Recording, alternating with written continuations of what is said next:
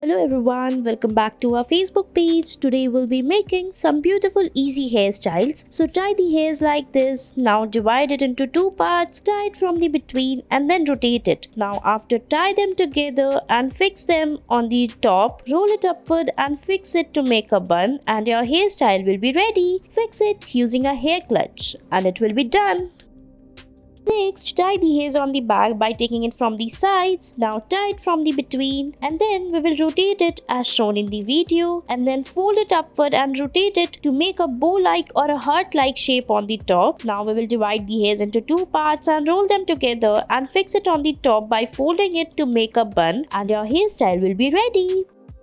Next, tie the hairs on the back like this and then rotate it. Now after that, tie all the hairs together as shown in the video. After tying it, tie it from the bottom as well. Now fold it upward and fix it to make a bun. Fix it using a bun pin and your hairstyle will be ready.